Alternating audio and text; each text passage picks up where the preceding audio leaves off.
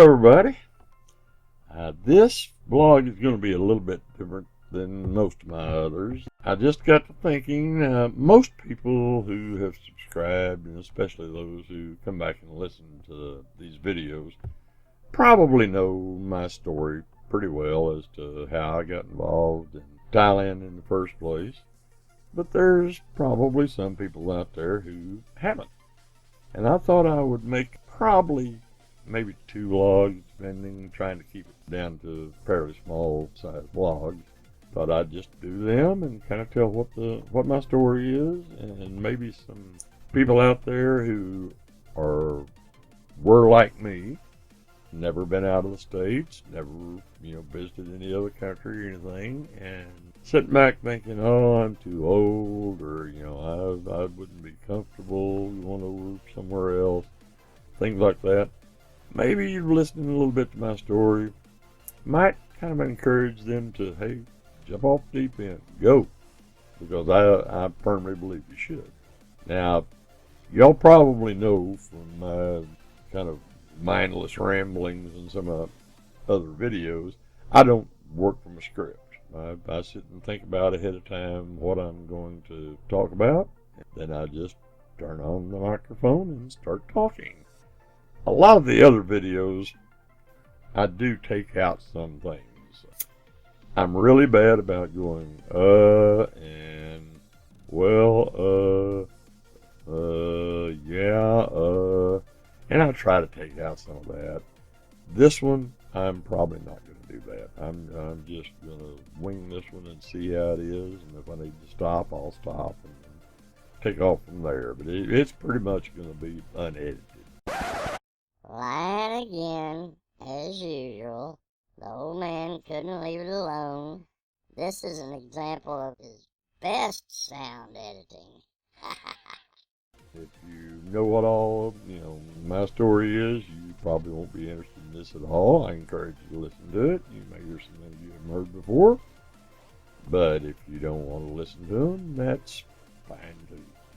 Let's just start kind of from the beginning of how my Thailand story came about. In 2009, I'd worked for a company for about 10 years, and that was right as the recession just hit bottom. We didn't know it hit bottom, but we knew it was going down, and it was going down fast. And another company bought the company I worked for a few months before, and they had a big layoff worldwide, and I got caught in it, and I was laid off. I was 63 years old. My mother was 93 at the time. We lived about 70 miles from her, and she lived alone. We didn't want to really move a long ways away. We were 70 miles away, and we didn't want to move more than, 150 miles or so from her town. But I found out real quick, it didn't matter how far I wanted to move. The recession had just, chopped off job hunting. And I had no luck whatsoever finding another job. So finally, after draining our savings pretty good, when I turned 65, I decided to retire. I was 5 years younger than I intended to retire, but we needed some income coming in, so I retired. At the same time, I went on Medicare. I was eligible for Medicare, so I went on it. But my wife was not eligible for Medicare. She was 6 years younger than I was.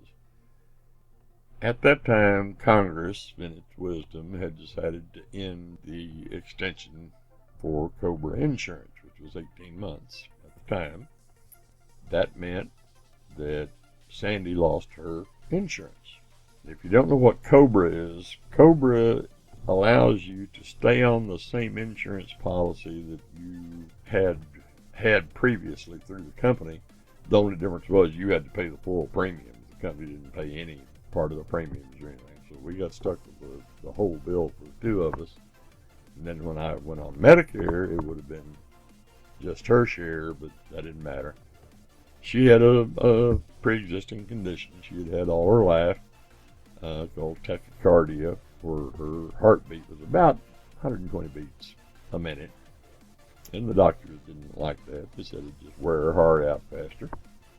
So she took a medication called Toprol, and it was cheap. It was $5 or $10 a month prescription, and it did a very good job of keeping her tachycardia under control. But it's also given for high blood pressure. And when we tried to get health insurance for her, nobody would touch her. They'd say, "Oh no, high blood pressure. No way." I'm sure if you've ever had high blood pressure and tried to find it, you understand that. And despite letters from doctors saying she did not have high blood pressure, she had never had high blood pressure, didn't matter. She was taking Toprol, boom, no insurance. So we couldn't find insurance for her. Her insurance ran out. A few months later, she was diagnosed with leukemia. She spent the next 3.5 months in the hospital. Multiple rounds of chemotherapy, all kinds of tests, everything in the world. On her 60th birthday, she had a stroke. If you know anything about chemo, it just butchers your whole system. She had a stroke, and pretty severe, and 5 days later, she died of an aneurysm. Well, I moved in with my mother after Sandy died, and I took care of her with her stroke that she had had, and 8 months later, she died. And when that happened, everything hit me at once, and I fell completely apart, literally. Anybody that knows me knows what I'm talking about, but it was bad. I dug a hole in my house, and I climbed in and pulled the carpet over me and never left the house unless I had to. And I was that way for 5 years.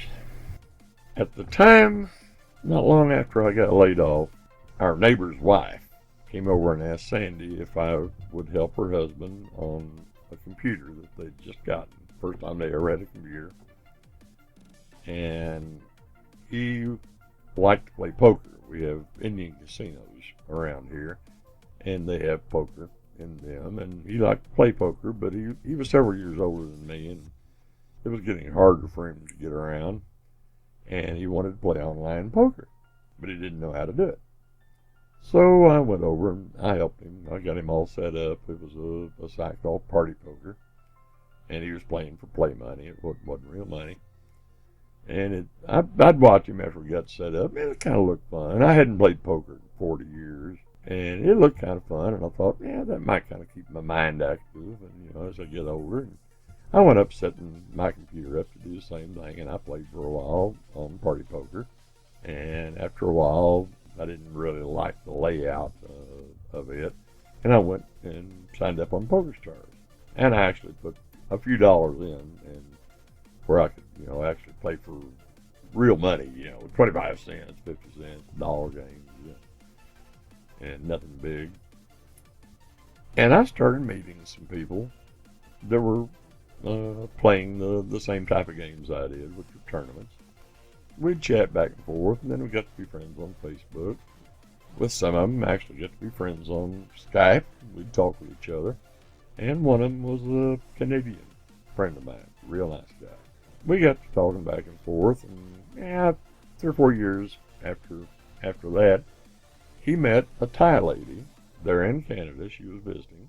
He wound up being good friends with her, and he wound up going over to Thailand, meeting her over in Thailand. They wound up getting married. He fought through the nightmare of immigration for about 2 years, but he finally did get it to where she could move over to Canada and live with him. And he kept encouraging me, go to Thailand. You'll love the country. It's a beautiful country.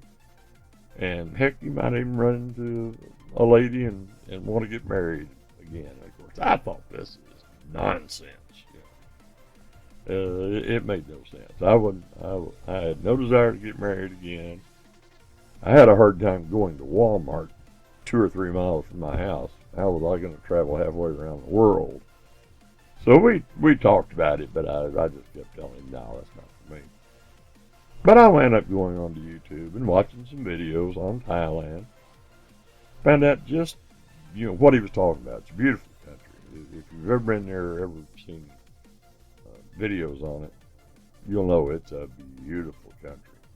But again, that was, I'm not sure, 12,000 miles from me, halfway around the world, 12 hours difference in time.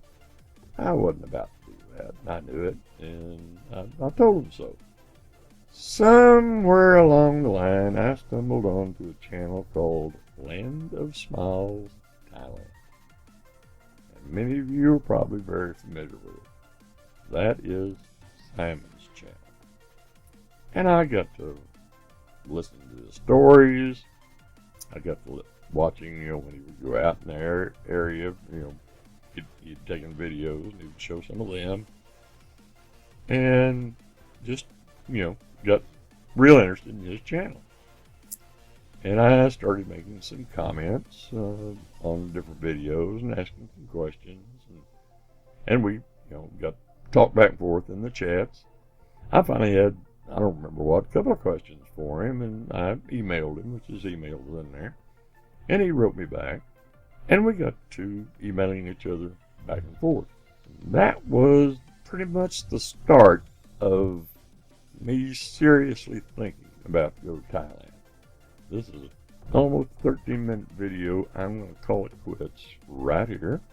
I hope some of it may be interesting to some of you. I hope some of it is something maybe you haven't heard before, and there's much more to come. It looks like there's probably going to be about 3 videos. So if you want to keep up with it, subscribe to the channel, click on that bell, and I'll be coming out with one of these hopefully every 2 or 3 days, and kind of go into the story of how an old man made it to Thailand for the first time in his life, the first time out of the country. Maybe you or somebody you know might get a little benefit out of it. I hope so. And I'll end it here and pick it up in the next one. Thank you all for listening and watching the slides. Bye-bye.